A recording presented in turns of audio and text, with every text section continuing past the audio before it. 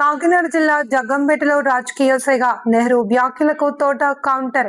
MLA Jyothula Nehru విమర్శలపై మాజీ మంత్రి YCP incharge తోట నరసింహం ఘాటుగా స్పందించారు.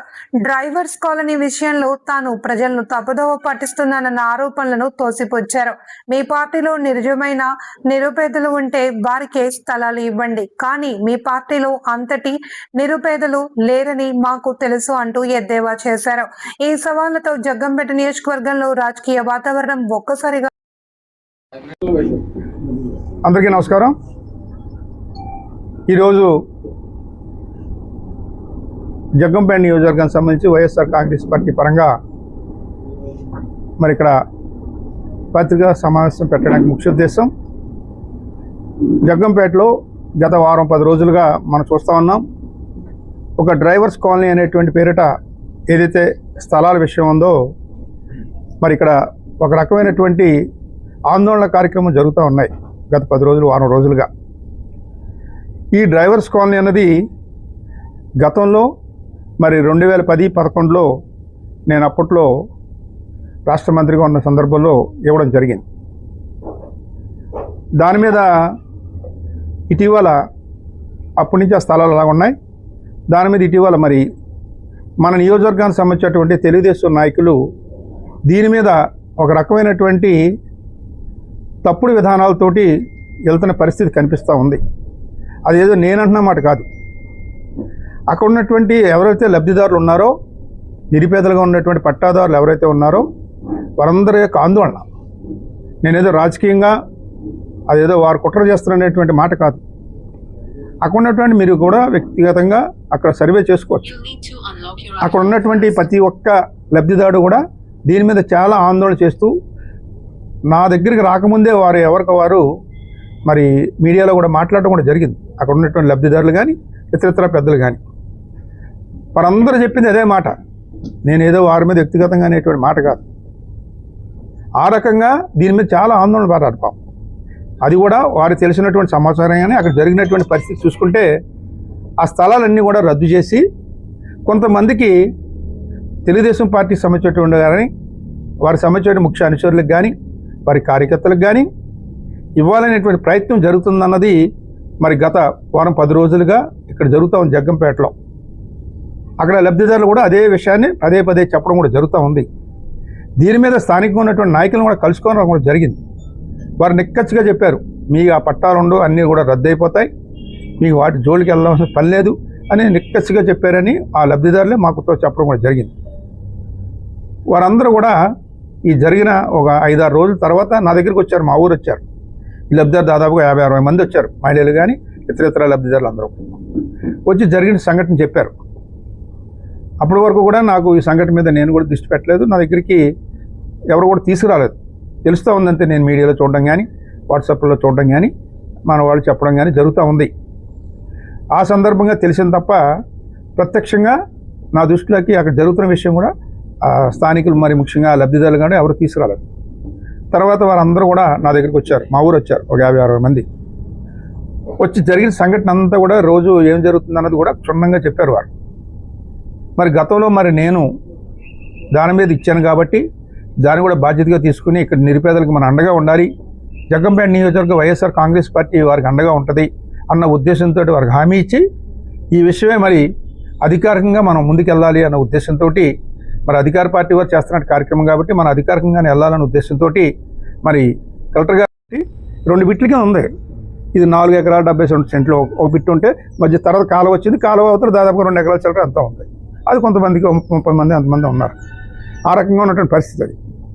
దాని మీద దృష్టి పెట్టి ఈ ఎంఆర్ఓ గారితో అప్పట్లో నేను సర్వే చేసి ఎవరైతే ఇందులో సైట్లో ఉన్నారో వాటితో పాటుగా ఇంకా అదనంగా ఎవరికైనా ఇవ్వాల్సిన అవసరం ఉంటే తప్పనిసరిగా ఇద్దామని, ఎవరైతే ఎలిజిబుల్స్ ఉన్నారో వారందరి యొక్క లిస్టులు తయారు చేయమన్నాం. మరి డ్రైవర్స్కి ఇచ్చారన్నారు గతంలో, వారు ఎవరికో మరి నేను వాళ్ళ మనుషులను అనరు, మొత్తం మీద 10-30 మందికి అంతమందికి ఇచ్చుంటారు. నేను మళ్ళీ అప్పటికి చాలా సంవత్సరాలు గ్యాప్ వచ్చింది. ఇంకా అప్పుడు డ్రైవర్లు చాలామంది వచ్చి ఉంటారు. మోటార్ ఫీల్డ్ పెరిగింది మన జగ్గంపేటలో. ఆ మోటార్ ఫీల్డ్ పెరగడం వల్ల ఇంకా చాలామంది మోటార్ ఫీల్డ్లో ఉన్నటువంటి డ్రైవర్స్ కాలనీ అంటే డ్రైవర్స్ ఒక్కడే కాదు, అందులో క్లీనర్స్ ఉంటారు, వానర్స్ ఉంటారు, ఎవరుంటే వారు నిరుపేదలుగా ఉన్నవారు, అర్హత ఉన్నటువంటి ఎవరైతే ఉన్నారో ఆ లిస్టు కూడా తయారు చేయడం జరిగింది. దాదాపు ఎన్ని కలుపుకుంటే 170, 190 వరకు కూడా ఇచ్చాం అందరికీ. నేను చెప్పినటువంటి ఈ ఇతర కేటగిరీకి సంబంధించి వాళ్ళందరికీ కూడా ఆ రకంగా స్థలాలు ఇచ్చి ఏర్పాటు చేసాం అప్పట్లో. క్యాన్సిల్ చేసి బయటకు పంపలేదు వాళ్ళని. ఇప్పుడు వీళ్ళు చేసేది ఏంటి, బయటకు పంపన్నారు వాళ్ళు. నేను పంపలేదు అప్పుడు. ఇప్పుడు 170 మంది పంపించేసాను అంటున్నారు. అప్పుడు ఏ రకమైన ఆందోళన కానీ ఇటువంటి ఎప్పుడైనా జరిగినాయా? జరగాలి కదా, జరగలేదు కదా. ఇప్పుడు ఎందుకు జరుగుతుంది ఆందోళన? రోడ్ ఎక్కారు కదా అందరూ, అన్యాయం చేశారు కాబట్టి రోడ్ ఎక్కారు. మేము అన్యాయం చేయలేదు. అప్పుడు ఎవరైతే అందరూ ఉన్నారో వాళ్ళు 170 మందికి ఇవ్వలేదు. అది అబద్ధం. అది నాకు వాళ్ళకి తేడా ఉంటుంది. నేను మామూలుగా ఉందాగా మాట్లాడతాను, కొద్దిగా ఇచ్చుకుని మాట్లాడుతుంటారు వాళ్ళు. మీరు ఆ రకమైనటువంటి మాట, ఆ రకమైనటువంటి బాడీ లాంగ్వేజ్ కానీ అన్పార్లమెంటరీగా మాట్లాడేటువంటి విధానం నాకు చేత కాదు. నేను ఎవరితోటైనా ఒకలా మాట్లాడతాను, మీతోటైనా బయటైనా సరే ఒకలా మాట్లాడతాను. వాళ్ళు వే ఆఫ్ టాకింగ్, వాళ్ళు ఏదో గతంలో అన్ని పట్టాలు ఇచ్చారంటున్నారు, మేము క్యాన్సిల్ చేశారన్నారు. అప్పుడు మరి వాళ్ళందరూ ఎప్పుడైనా నేను అధికారంలో ఉన్నాను కదా, నా దృష్టికి ఎవరు రాలేదే, నాకు ఎవరు చెప్పలేదే, మమ్మల్ని అన్యాయం చేస్తారని ఎవరు నా మీదకి రాలేదే. రావాలి కదా, లోకల్లో రావాలి, బయట రావాలి. అప్పుడు చేయలేదు ఎవరు, మేము ఎవరికి అన్యాయం చేయలేదు. అంటే మళ్ళీ వీళ్ళతో పాటుగా వాళ్ళని కూడా కల్పించాం. ఆ 170 అనేది కాదు, ఏదో కొన్ని పట్టాలు ఇచ్చారు, అవన్నీ కూడా సరిచేసి ఇంకా అదనంగా ఇచ్చాం అందరికైనా అప్పట్లో. అక్కడ కూడా చిన్న ఇప్పుడు ఏదైతే పట్టాలు ఇచ్చామంటున్నారో, తర్వాత మీరు పట్టాలు ఇచ్చారు, దానికి మౌలిక సదుపాయాలు లేక ఇవన్నీ కూడా జ్యోతులు, మన స్థానిక శాసనసభ్యులు శ్రీ జ్యోతుల నెహ్రూ గారు మాట్లాడే మాటలు నేను చెప్పి, మీరు అప్పట్లో మరి ఇచ్చారంటున్నారు కదా, ఇచ్చినప్పుడు మౌలిక సదుపాయాలు లేవు అని అంటున్నారు కదా, మరి మీరు మంత్రిగా ఉన్నారు కదా, అప్పుడు ఏం చేశారంటున్నారు. మరి ఈయన ఇచ్చారన్నారు కదా, ఇప్పుడు మీరు అన్నారు 170 అన్నీ ఇచ్చారన్నారు, పోనీ తీసుకుందాం. ఆయన 1995లో ఇచ్చారంటున్నారు అన్నారు కదా నేను మీతోటి. 95 నేను ఎప్పుడు ఇచ్చి ఉంటాను, 2010. ఎన్ని సంవత్సరాల గ్యాప్ ఉంది? మరి ఆయన అప్పుడు దాకా ఏం చేశారు? నేను 2004 ఎమ్మెల్యే అయ్యాను, 2004 దాకా ఆయనే కదా, 95 to 2004 అంటే ఎన్ని సంవత్సరాలు? 10 సంవత్సరాలు పైగా. సంవత్సరాలు ఆయన ఏం చేశారు? మరి ఆ సైట్లో ఆయన ఇచ్చినాయి కదా, మౌలిక సదుపాయాలు చిన్న పనే కదా, చేసేచ్చు కదా.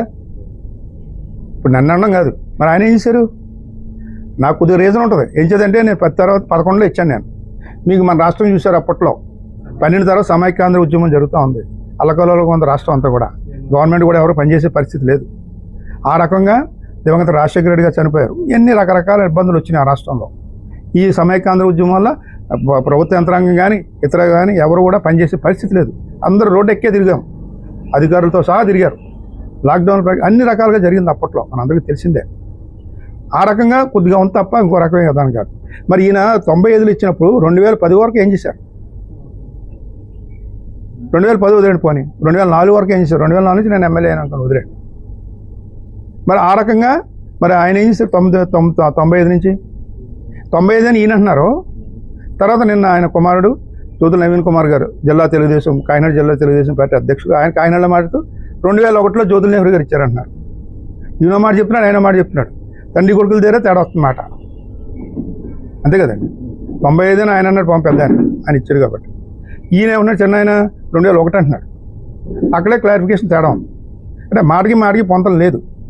ఆ రకంగా వాళ్ళ దగ్గరే మాటకి పొంతలు లేనప్పుడు మా మాటలు మాట్లాడడానికి, మా మాటలు చెప్పడానికి ఎంత పొంతన ఉంటుంది? ఆ రకమైనటువంటి విధానం అక్కడ ఈ రకంగా ఆరోపణలు చేయడం జరుగుతూ ఉంది.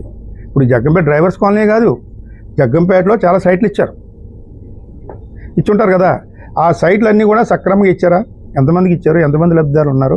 ఎంతమందికి అది పనిచేస్తూ ఉంది? ఆ సైట్లు ఎన్నిసి ఇచ్చారు ఒక్కొక్కరికైనా? ఇంకా అందులో కూడా చాలా ఖాళీలు ఉన్నాయి ఈ రోజుకి కూడా. ఎప్పుడో ఎన్నో సంవత్సరాల క్రితం ఇచ్చిన సైట్లు ఈ రోజుకి కూడా జగ్గంపేటలో ఖాళీగా ఉన్నాయి. ఇప్పుడు కూడా అమ్ముకుంటూ ఉన్నారు, మీకు తెలిసి ఉంటుంది.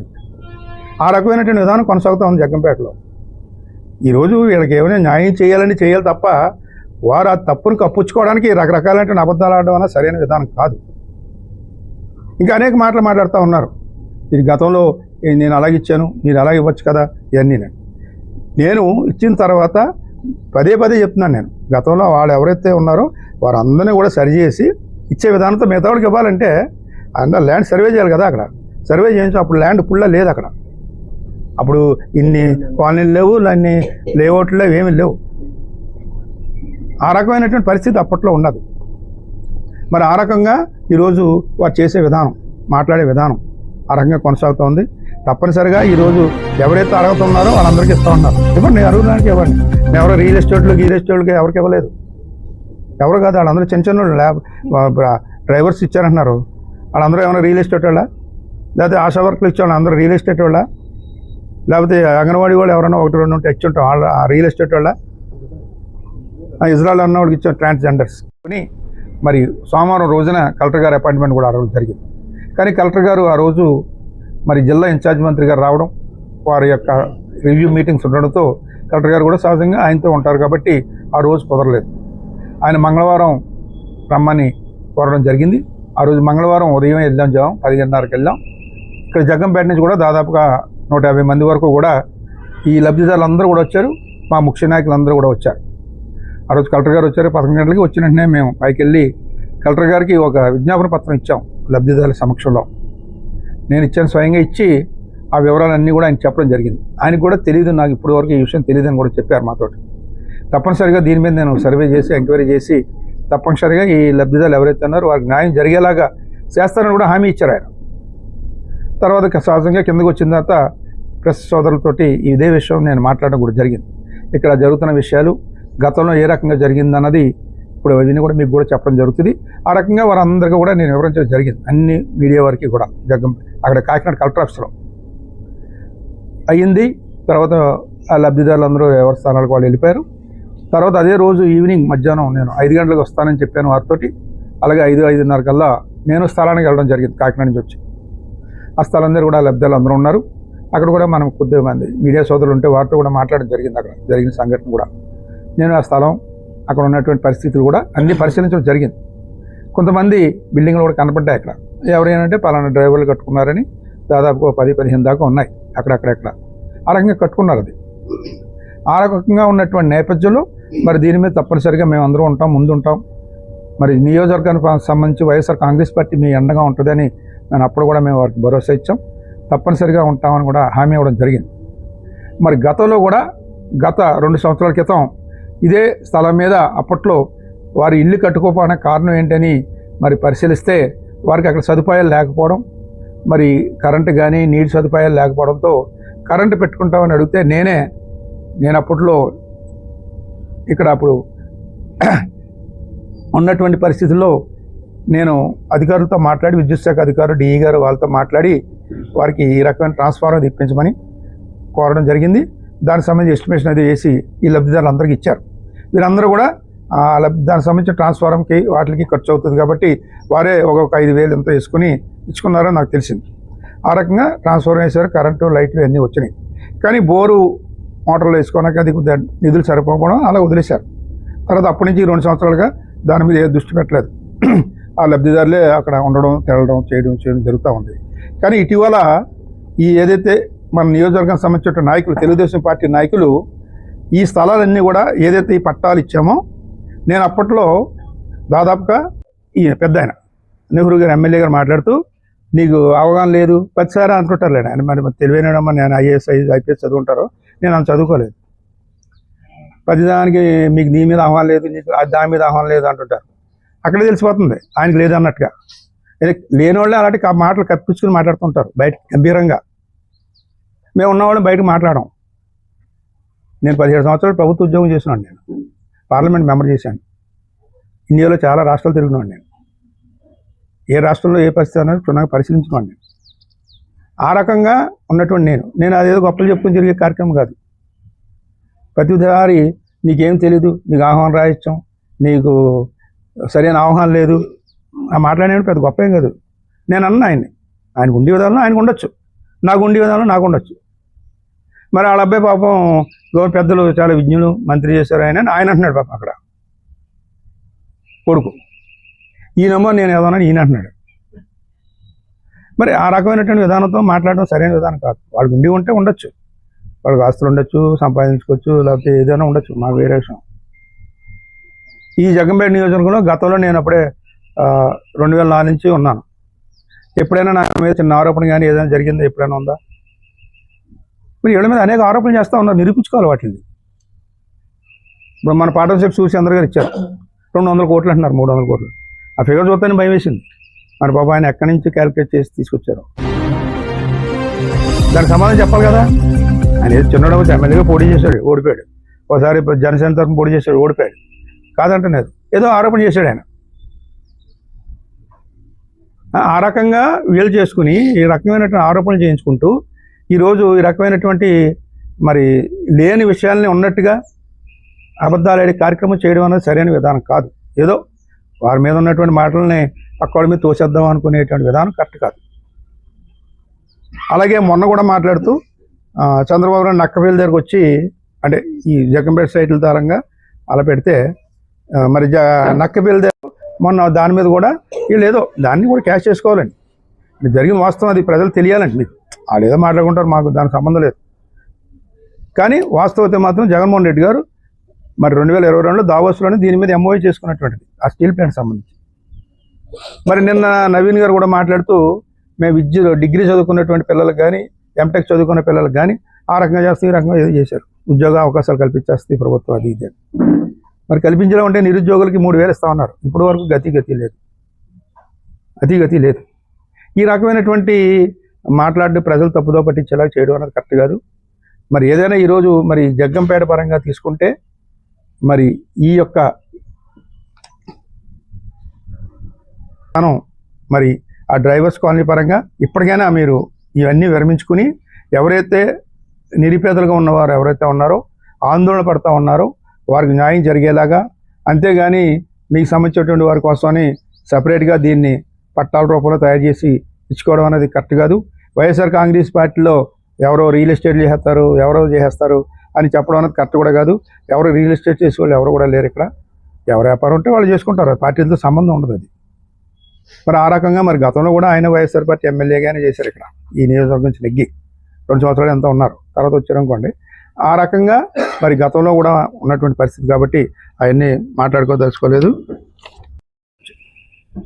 స్టీల్ ప్లాంట్ దగ్గర ఫౌండేషన్ వేశారు నక్కపల్లి దగ్గర, దాన్ని ఇక్కడ ప్రెస్ మీట్ పెట్టారు మీ దగ్గరే పెట్టి దాని సంబంధించి కాగితాలు చూపించి చంద్రబాబు నాయుడు గారు తీసుకొచ్చారు, అదే అయింది ఇదైంది అని ఏదో చెప్పుకున్నారు. అది ఆ సైటు గతంలో అది అక్విజిషన్ చేశారు 2,000 ఎకరాల పైగా 3 చోట్ల చేశారు, కాకినాడ, మూలపేట, నక్కపల్లి. వాళ్ళు చూసి నక్కపల్లి అనుకూలంగా ఉంటుంది అనుకున్నారు. ఎందుకు అనుకున్నారు? దావోస్లో 2022లో జగన్మోహన్ రెడ్డి గారు ముఖ్యమంత్రిగా ఉన్నప్పుడు అది ఎంఓయూ చేసుకున్నారు. జగన్మోహన్ రెడ్డి గారు ఎంఓయూ చేసుకుని వారి జిందాలతోటి ఆదిత్య మిట్టల్ ఏదో పేరు ఉంది, ఆల్సియం ఏదో పేరు, ఆల్సియం ఏదో వారు నక్కపల్లి దగ్గర సెలెక్ట్ చేసుకున్నారు. జగన్మోహన్ రెడ్డి గారితో ఎంఓయూ చేసుకుని, ఎంఓయూ ఏంటి అది, ఆ ఎంఓయూ చేసుకుని దావోస్లో అంటే ఇండస్ట్రీస్ తీసుకురావడానికి జగన్మోహన్ రెడ్డి గారి ద్వారా ఆ రకంగా ఆదిత్య మిట్టల్ గారు ఓకే చేశారు. ఓకే చేసుకుని తర్వాత ఎన్నికలు రావడం, ఎలక్షన్ కోడ్ రావడం, దాని మీద అప్పుడు ఆ టైంలో కుదరలేదు. వాళ్ళు మొన్న ఆఖరికి రెడీ చేసుకుని అన్ని వాళ్ళకి 1,36,000 కోట్ల ప్రాజెక్ట్ అది స్టీల్ ప్లాంట్ అన్నది. దానికి సంబంధించినటువంటిది మొన్న శంకుస్థాపన కార్యక్రమానికి చేసుకోవడం జరిగింది. ఇది వీళ్ళ క్రెడిట్ కింద వాళ్ళు చేసుకుంటున్నారు. మొన్న అనిత మేడం గారు హోంమంత్రి గారు మాట్లాడుతూ ఇదంతా కూడా లోకేష్ గారి యొక్క దీని మీద అన్నారు. లోకేష్ గారు కాదు, ఒక జూమ్ కాల్ తోటి లోకేష్ గారు తీసుకొచ్చారన్నారు. అంటే అప్పుడు ఇది అమ్మకోడి లోకేష్ గారు తీసుకొచ్చారు చంద్రబాబు నాయుడు గారే చెప్పారు. బాబు మన అంతకంటే దారుణం ఉంది. కొడుకు మీద అభిమానం ఉంటే ఉండొచ్చు, ప్రేమ ఉంటే ఉండొచ్చు, ఆయన ముఖ్యమంత్రి చేయాలని చేసుకోవచ్చు ప్రజలు అంగీకరిస్తే. ఆ రకంగా చేసినటువంటి వారు ఇది పెద్ద చూడడంలో పెద్ద ఇబ్బంది ఉంది. సామాన్యులకు పిల్లలు చదువుకునేటువంటి ఆ యొక్క అమ్మఒడి అనేటువంటి జగన్మోహన్ రెడ్డి గారు తీసుకొచ్చారని భారతదేశంలో ప్రధానమంత్రి దగ్గర నుంచి సామాన్యుల వరకు కూడా తెలిసిన విషయం అది. దాన్ని కూడా డైవర్ట్ చేసేటువంటి విధానంగా మాట్లాడడం అనేది ఎంతవరకు సమంజసం? ఆ రకంగా ఈ మిట్టల్ ఏదైతే ఉందో ఆదిత్య మిట్టల్ స్టీల్ ప్లాంట్ అన్నది ఆమె మాట్లాడితే జూమ్ కాల్ ద్వారా, ఒక్క జూమ్ కాల్ ద్వారా లోకేష్ గారు తెచ్చారు. జూమ్ కాల్ ద్వారా ఏం తీసుకురాలేదు. అది 2000 అది ఎందులో ఉంది మిట్టల్తో ఆదిత్య మిట్టల్తోటి జగన్మోహన్ స్థలాన్ని కేటాయించి అప్పట్లో ఎంఆర్ఓ గారితో మాట్లాడి వీరికి ఇవ్వాలనుకుని దాదాపుగా 192 మంది వరకు కూడా 192/6 అనేటువంటి సర్వే నెంబర్లో ఆ రకంగా పట్టాలు ఇచ్చే కార్యక్రమాన్ని అప్పుడు చేయడం జరిగింది. అప్పట్లో కొంతమంది డ్రైవర్స్కి, అలాగే కొంతమంది ఆశా వర్కర్లకి, యానిమేటర్స్కి, మరి హెచ్ఐవి వ్యాధిగ్రస్తులకి, మరి ఎవరైతే ట్రాన్స్జెండర్స్, మరి ఎవరైతే ఇజ్రాత్ అంటారో వారికి, ఇంకా నిరుపేదలు ఎవరైతే ఉన్నారో వారందరికీ కూడా ఇవ్వడం జరిగింది. వారి పార్టీలకు అతీతంగా ఇచ్చాం. మా కార్యకర్తలు కానీ నాయకులకు కానీ ఎవరికి ఇవ్వలేదు. మాకు అలవాటు కూడా లేదు ఇప్పుడు వరకు కూడా అటువంటిది. ఆ రకంగా ఆ కార్యక్రమం చేసాం అప్పట్లో. తర్వాత విలేకరులు కూడా ఇచ్చాం, దాదాపుగా మరి మీకు కూడా తెలిసి ఎంతమందికి ఇచ్చాము. ఆ రకంగా మన విలేకరుల సోదరులు కూడా మీకు ప్రయారిటీగా మా పైన ఉన్నటువంటి స్థలం ఇచ్చాం. మీ విలేకరులందరికీ ఎంట్రన్స్లో ఉన్నటువంటి స్థలమే ఇచ్చాం. ఇచ్చిన తర్వాత అది అలా ఉన్నాయి, మీకు మీ పరంగా అవన్నీ కూడా ఆ రకంగా స్థలాలు ఇవ్వడం జరిగింది విలేకరు సోదరులందరికీ కూడా. ఈ రకంగా ఇంతమందికి మేము స్థలాలు ఇవ్వడం జరిగింది. ఆ రకంగా ఉన్నటువంటి నేపథ్యంలో ఇటీవల అక్కడ ఆ ప్రాంతం అంతా కూడా అభివృద్ధి చెందుతూ ఉంది. కారణం అక్కడ ఒక ప్రైవేటు సంబంధించినటువంటి ఆయన మన ఈ లేఅవుట్ చేయడం అటు ఇటు కూడా మన పార్టీ ఆఫీస్ బ్యాక్ సైడ్ వస్తుంది. ఈ అక్కడ దాదాపుగా 40 అడుగులు రోడ్డు వేయడం కూడా, 40-50 అడుగులు రోడ్డు కూడా వేశారు. చక్కగా రోడ్డు వేశారు, పెద్ద తార్ రోడ్డు కింద వచ్చేలా ఒక కచ్చా రోడ్డు వేశారు. దానివల్ల ఏమవుతుందంటే ఈ సైట్లకు వాల్యూ పెరిగే పరిస్థితి కనపడతా ఉంది. ఆ రకంగా వీళ్ళు ఆ కన్ను వాళ్ళ మీద దాని మీద పడ్డది, ఈ స్థలాల మీద. దీన్ని ఏదో రకంగా మనం హ్యాండ్ ఓవర్ చేసుకోవాలి, వీళ్ళందరినీ బయటికి పంపించాలి అనేటువంటి నిర్ణయానికి వచ్చి ఈ పట్టాలని క్యాన్సిల్ చేసేసి, అంటే ఇప్పుడు చెప్పే మాట ఒకలా చెప్తున్నారు, చేసే విధానం అప్పట్లో ఒకటి 10 రోజుల క్రితం దాదాపుగా ఒక 50-40 మంది వరకు కూడా పట్టాలు తయారు చేశారు. మేము అప్పుడు 1.5 సెంటు ఇచ్చాను నేను. ఇప్పుడు 3 సెంట్లు తయారు చేస్తున్నారు. 3 సెంట్లు ఇచ్చి దాదాపుగా 50 మందికి 100 మందికో మరి అన్యాయులకి పెద్ద పెద్ద వాళ్ళందరికీ ఇచ్చేలా ప్రయత్నాలు జరుగుతున్నాయని తెలిసి వీళ్ళందరూ ఆందోళన పడ్డారు. మేము అప్పటికి ఏమీ ఎంటర్ అవ్వలేదు. మేము ప్రతిపక్షం ఉన్నా సరే దాని మీద మేము దృష్టి పెట్టలేదు. వారి పాపం ప్రత్యక్షంగా వారు అనుభవిస్తున్నారు కాబట్టి వారి మీద ఎఫెక్ట్ పడి బయటపడ్డారు, గోడ పెట్టారు. నేను ఇంకో మాట కూడా చెప్పాను ప్రెస్లో కూడా, అప్పుడు గతంలో ఇచ్చారు పట్టాలు ఇవి, నేను ఇచ్చానంటలేదు, గతంలో కూడా ఇచ్చారు. అవన్నీ కూడా మేము క్యాన్సిల్ చేసేసి వాళ్ళని ఎగ్గొట్టే లేదు. వారితో పాటుగా అదనంగా ఇచ్చాం ఇంకా చాలా మందికి. వారు గతంలో ఎవరికి ఇచ్చారు? విలేకరులు ఒకరికి ఇచ్చారు, గతంలో కొంతమందికి ఇచ్చారు, కొంతమంది ఎవరో బయట వాళ్ళకి ఇచ్చి ఉండొచ్చు. అది కరెక్ట్ మాట కాదు అది.